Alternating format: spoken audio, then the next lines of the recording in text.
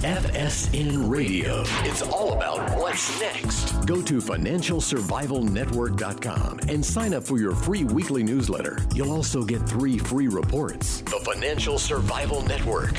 It's all about what's next.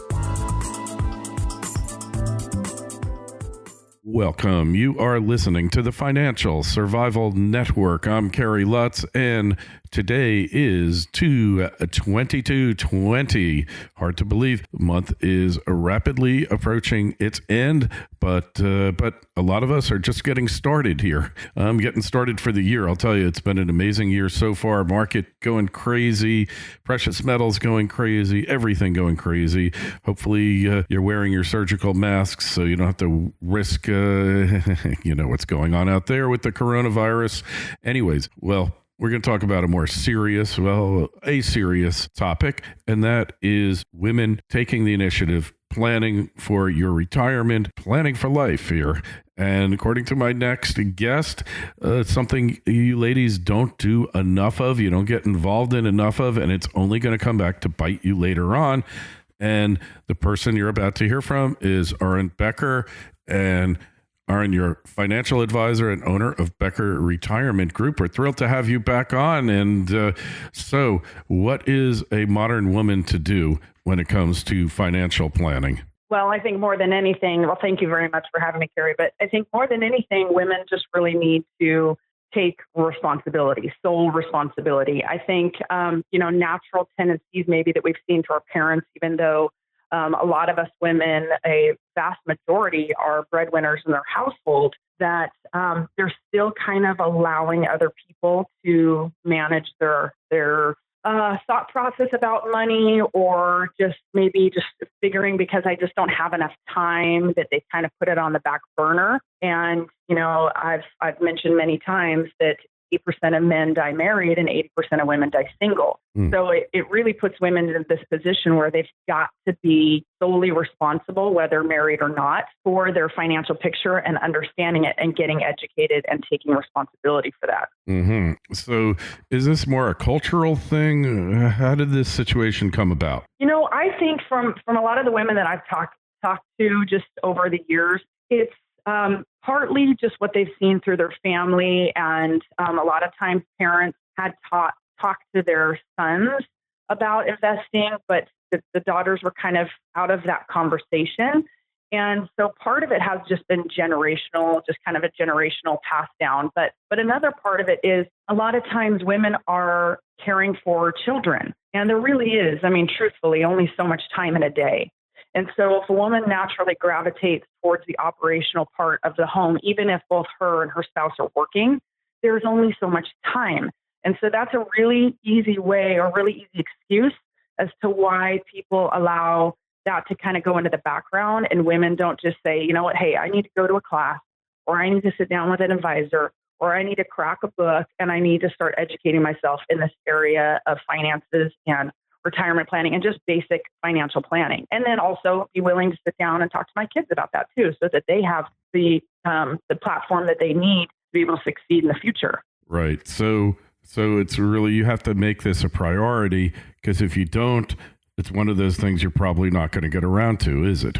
You're not going to get around to it until it's absolutely glaringly necessary. And by that point, now there's a whole emotional component that goes into it. And that's the sad part that I see all the time, that women come in to see me and they've been married for 33 years and just went through a divorce. That's a tough time to have to start learning your finances. That's a tough time to start trying to unearth what you had, where it was, how much of it, belongs to you, when you're emotionally wrapped up in the fact that you're going through a divorce. So that's why even if we're married and happily married, we've still got to have some level of responsibility. I'm married to a retirement planner, but I can't make him solely responsible for my financial security. I've got to take that for myself. Yeah. And really, so it's all about taking responsibility, right? It really is. Yeah, that's what it comes down to. It's the very, very basic fact that nobody can do the work for you. And too many women just sit back and don't think that they're going to be good at it. They don't think that they can understand it. And I think that that's perpetuated a little bit because of the industry, and that it speaks a very masculine language a lot of the times, which ends up just not settling well with women, and they go, I don't understand it, because a lot of women just don't think that way. And so instead of going, you know what, I'm going to go find somebody else who speaks this financial language in a way in which I can understand, they just kind of go, I don't think I'm going to be able to understand it. And then they avoid it. And we just can't be doing that, because we're likely going to be the last woman standing needing to handle our finances at some point in time. And women hold more wealth in the country now than men do. And that's only going to get greater as the baby boomers continue to pass away. And 2/3 of that inheritance over the next 20 years are going to be going to women. So women will probably hold about 60% of the wealth in our country within the next 20 years. Yeah, well, that's kind of the scheme of things. Women generally live longer than men by several years. And it's amazing. I've seen women who have been widowed for many, many years. They got thrown into this. I can think of one friend of mine. She was literally, just a stay-at-home mom, raised 3 kids, and her husband was in real estate. She had been in business before, but she had no business now, or at the time. And husband passed away unexpectedly. She was left with about 20 different residential properties that she had to basically get rid of. She didn't even really know anything about them, and there were partners involved. It was a very complex thing. So as a result, though, it turned out to be a good thing. She sold them all off. She figured out how to do everything, and in the process had to figure out how to manage her money. FSN Radio. It's all about what's next. Silver One Resources is an exploration and development company backed by strategic investors Eric Sprott and SSR Mining. At Silver One's Candelaria Mine project in Nevada, there is already a historic resource estimated at 127 million ounces of silver, which Silver One is developing and advancing. The company's Phoenix Silver project, located within the Arizona Silver Belt, is an early-stage exploration project on which native silver vein fragments have been discovered near surface. One grab sample assayed an astounding 14,688 ounces per ton. Yes, that's right, ounces, not grams. Silver One has tremendous exploration potential, is extremely leveraged to the price of silver, and is cashed up and poised to increase shareholder value. Silver One trades in New York under the ticker SLVRF and in Toronto under the ticker SVE. To learn more, go to silverone.com. That's silverone.com. The Financial Survival Network. It's all about what's next.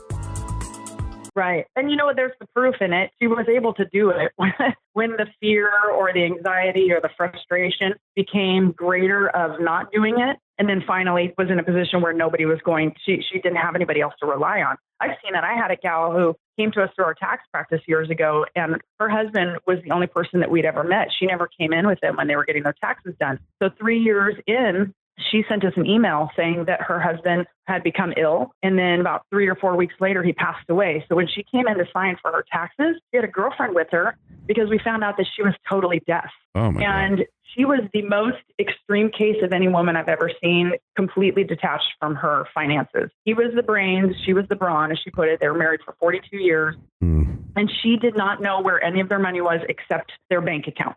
So for a deaf woman now having to try and figure this out, she didn't know what a brokerage account was, didn't know what an IRA was, didn't know if they had any life insurance. And so we literally would have to take statements of our clients and white them out and send them home with her and say, look for anything that looks like this. And she'd bring us stuff that was 20 years old. And it was devastating to watch. However, hers had a good ending because her husband had managed the finances well enough. And she was able to get to that point where she realized she wasn't going to be broke the rest of her life, which she was, of course, most terrified she was going to be. But she told me, please tell that story, because nobody should have to be in that position if they just take a little bit of the responsibility along the way and not bury their head in the sand. Yeah, and that is a great example. And I guess it happens every day, doesn't it? It does. Yeah, sad but true. And it doesn't need to. There's so much great information that we all have access to, whether it's online or through libraries or going and getting books and things of that nature. This stuff is out there. We just have to be willing to take the step and say, you know what, this is a high priority. I matter. My financial picture matters. I don't want to be a burden on my kids in the future. I've got to do the work now to lay a great foundation. And then again, it shows my kids that taking responsibility is healthy and good, and it is going to lay the right foundation long term. And really, that's what it's all about. So, but you can have men in this situation too, but it's rare for a man to be in this situation, isn't it? Pretty rare. Yeah, pretty rare. I can't say that I see that very often. And certainly I have very few single, widowers.